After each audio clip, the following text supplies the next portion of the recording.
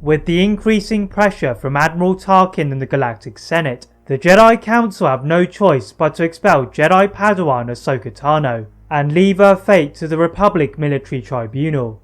Ahsoka and her master Anakin Skywalker know that the evidence is against her defense, and it was out of the hands of the Jedi Council, so Anakin had to find the real perpetrator.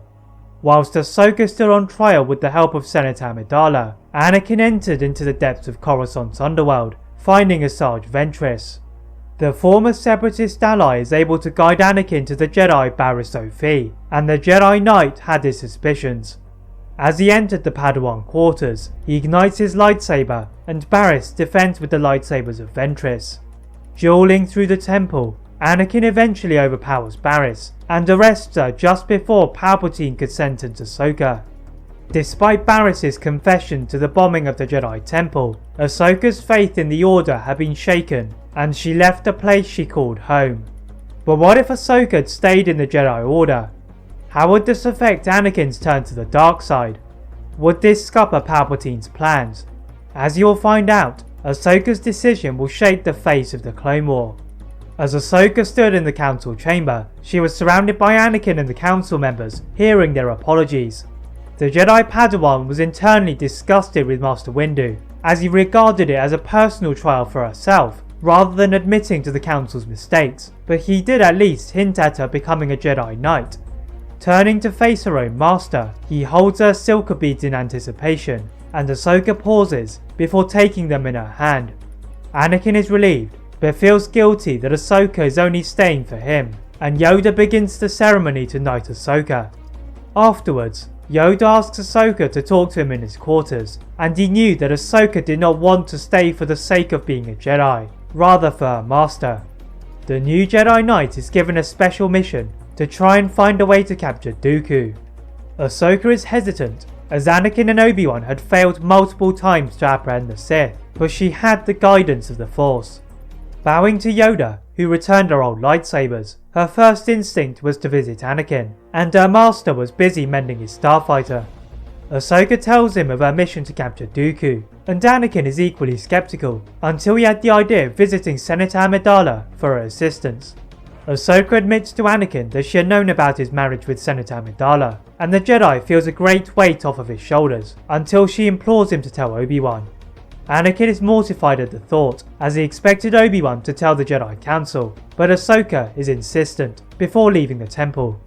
For the first time as knights, the two go to Padme's apartment, and Ahsoka asks her friend what she can do.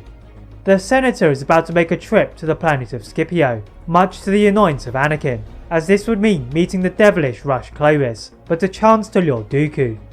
Awaiting orders from Padme and Anakin, Ahsoka had one more task before joining them. Heading for Coruscant's underworld, Ahsoka takes the speeder she had left behind, and flew down to level 1312, looking for the hideout of Asajj Ventress. To her disappointment, the Night Sister is nowhere to be found, and she realised she had forgotten about her new deal with the bounty hunter. Returning to the temple, she tells the council about pardoning the crimes of Ventress, but the decision is up to the Galactic Senate. Next, moving to the Jedi archives, Ahsoka finds Jedi investigator Terra Sunube, asking for the whereabouts of Ventress. The former council member tells Ahsoka that Ventress had left in a gunship a short while ago, and was reportedly trying to establish contact with bounty hunters and criminal syndicates. Entering her starfighter, she regrettably entered the coordinates for the planet of Florum. Approaching the desert planet, she is greeted by the Weequay pirate Hondo Anaka and his gang. This time, their intent is to not capture her, but to do something about the ship, which was hovering in the atmosphere above their planet. Before it was dealt with by another gang, Ahsoka entered into a borrowed ship and saw a unique pursuit craft and dragged it down to the planet's surface. Whilst the pirates took apart the ship's parts, Ahsoka extracted the injured Ventress. Bidding the pirates a hasty farewell, she flew the injured Ventress to a nearby medical frigate, and with the help of a medical droid, her eyes soon opened. The Dathomirian is surprised to see Ahsoka, having expected their previous meeting on Coruscant to be their last, but Ahsoka needed her to lure unbattled Dooku. Ventress cautions Ahsoka to not underestimate her former master, but decides she wants revenge. Back on Coruscant, Darth Sidious had felt a disturbance in the Force. The move by Ahsoka Tano to remain in the Order had been unexpected, and now he sensed his apprentice was going to face danger. Activating his holoprojector, his apprentice bowed in front of him, and Sidious ordered him to bring his Magna Guards to deal with any unwelcome visitors. There was no escape from Darth Sidious. Two Force users who were foiling the plans of Darth Sidious were Ahsoka Tano and Asajj Ventress. After managing to evade the grasp of the pirates on Florum, Ahsoka received a transmission from the Jedi Knight Anakin Skywalker. Ahsoka's master asked her to arrive on the planet of Scipio at once, as the Separatists had invaded the planet. Ahsoka and Ventress quickly find their way to the snow-covered planet, stopping as they saw what was in front of them. A large Separatist fleet descended upon Scipio, and they began firing at Ahsoka's ship. The Jedi Knight sent an emergency signal to Anakin and Padme on the surface below, and Anakin deployed the 501st Legion to complement the forces of Commander Thrawn. Ahsoka is soon hit by the large Separatist carrier, and they begin the plunge to the surface below. Using the Force, Ahsoka and Ventress bring the Inferno to a controlled stop, sliding down a mountain to the Republic forces. Igniting her lightsabers, Ahsoka cuts a hole in the canopy of her roof, and they leap out before the ship explodes. Turning to face the running Anakin, he has no time as he jumps into his ship and is surprised to see Ventress. Ahsoka runs to Clovis's office and, deflecting the attacks of several Vulture droids, then force pushing Clovis out of the room, Ahsoka activates the holoprojector. Dooku expected to see Clovis, but Ahsoka had brought Ventress, and the former master and apprentice stare at each other with intense hatred. The tension is broken by an explosion from outside, as droid gunships fire at their building. Padme is caught by Ahsoka and Ventress with the Force, and they escort her to the other side of a mountain. Their attempted escape, however, is blocked by Dooku, who serenely landed in his solar sailor. Brandishing his lightsaber, Dooku used his other hand to send a torrent of Force signing of Ventress, but it was blocked by Ahsoka's lightsaber, forming a cross shape. As she started to lose her balance on the slippery surface, the attack suddenly stopped as Anakin flew in. The Jedi Knight jumped out of the gunship and nearly sliced Dooku into two, were it not for the quick blade work of the apprentice, and the two duelled across the snow. Ahsoka and Ventress were about to join the fight with Anakin, before Dooku extended one hand and pulled Ventress towards him and impaled her with his lightsaber. Ahsoka gripped her lightsabers tighter, as she watched some of the Night Sister magic imbued within Ventress flow away, and leapt to Dooku with increased aggression. Unfortunately for Ahsoka, Dooku knew all of the weaknesses of Ahsoka's form, having trained under Master Yoda, quickly disarming one of her blades, then pushing her to the edge of the cliff. Anakin's rage at seeing Ahsoka at the edge of death fueled his attacks, and Dooku is forced to the cliff edge near Ahsoka, but elegantly dodged any killing strikes, until he was hit in the chest by a green blade. From the floor, Ventress had used her last breaths to throw Ahsoka's fallen lightsaber into her former master, and now her revenge was complete. Anakin and Ahsoka have no time to reflect on the demise of both Dooku and Ventress, as Padme was struggling on the other side of the mountain, so they rushed into a gunship to collect her, leaving the fate of Clovis to the artificial avalanche created by the fighting forces. Padme and the bodies of Dooku and Ventress are left with the Republic forces, whilst Ahsoka and Anakin each enter a starfighter from the hangar and fly to Dooku's dreadnought. The Republic Venator-class Star Destroyers had lowered the defences of the Separatist fleet, and the two Jedi Knights comfortably infiltrated the ship. Going straight for the bridge, Anakin ordered all fire on the cruiser to be stopped until they had done a full search. Beheading the pilot battle droids, there was suddenly an incoming transmission from Admiral Trench, whom Anakin knew to be involved in the battle on the planet of Ringo Vinda, having heard it from Obi-Wan. The Admiral was showing concern for the conditions of Clone Trooper Tup rather than delight, which was confusing the Jedi, and Anakin asks R2-D2 to relay the message to the Council, before placing detonators and escaping. Flying back to one of the three Venator-class Star Destroyers, Anakin and Ahsoka head back to Coruscant and meet the Jedi Council. The Council members are somewhat disappointed at the death of Dooku, as they wanted to extract the Sith for information, but at least one of the Sith was dead. The question was, who was the other? The message from Admiral Trench pointed to something suspicious that had been masked from the Jedi, and perhaps the clones were not to be trusted.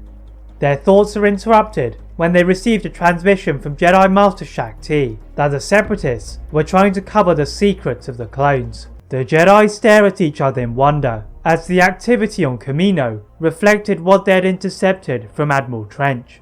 Suddenly, the hologram of Shaak Ti began to shudder, and fire from Separatist droids headed her way. In the background, General Grievous was swiping clones away with his mechanical limbs and dueled the Jedi Master. The Jedi Council immediately sent Obi-Wan, Anakin and Ahsoka to Kamino, but leaving Coruscant, they lost contact with Master T and venture to the planet again. As they see the planet on their navigational computers, they are met by a Separatist blockade from the fleet of General Grievous. Without the support of the ARC-170 starfighters, the three Jedi have to journey on their own.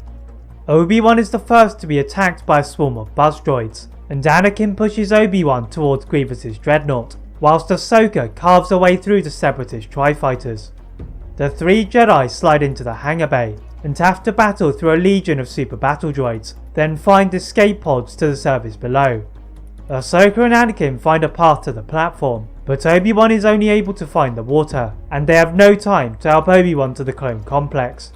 The Jedi rush in and attack the droid army by surprise, asking nearby clones for the location of Master T. Running through the blaster fire, they find Shaak Ti pinned to the floor by Grievous and several Magna Guards. Ahsoka quickly leapt forward and force pushes Grievous, whilst Anakin pulls the body of Shaak Ti to safety and duels the recovering cyborg. Having heard about the skill of Grievous from Obi-Wan and Ahsoka, Anakin was prepared for the ferocious speed, but could not use his power to find a way through its defences, and was forced to retreat until Obi-Wan ascended from a hatch. The Jedi Master blocked Grievous before he could reach Anakin, and together with his padawan, pushed him into one of the machines, pressing the cyborg on any information on the Sith. Grievous mocked the Jedi for being blind to what was in front of them, and Anakin lost his patience by slicing him into two. Obi-Wan is annoyed at Anakin until they hear Master T ordering them to move, and they escape to the outdoors. Several gunships of the 501st Legion descend to rescue the three Jedi, and they leave for Coruscant again, this time with the corpse of Grievous. On the journey, they discovered that Shaak Ti and the Republic forces had defended the area from remaining Separatist forces, and holograms of the mysterious Sith Lord Darth Sidious, but there was no clue as to his identity or his whereabouts. Landing near the Senate building, Anakin is surprisingly sent to the Jedi Council chamber, and Yoda grants him the rank of Master for his efforts in defeating Grievous. The new Jedi Master wants to tell Padme of finally achieving the prestigious title, but he is stopped by a transmission from Supreme Chancellor Palpatine. Anakin entered the office of his mentor, and Palpatine's chair swiveled towards him. Getting out of his seat, Palpatine congratulated Anakin for the rank of Master, and that it was considerably later than it should have been.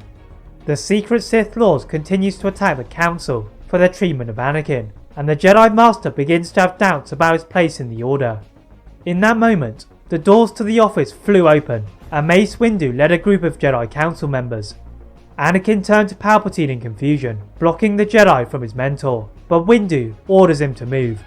Taking a seat opposite the Chancellor's desk, he begins to ask Palpatine about his involvement in the war, and as he had expected, he skillfully evaded the questions, until Master Windu presented evidence recently obtained by Master T.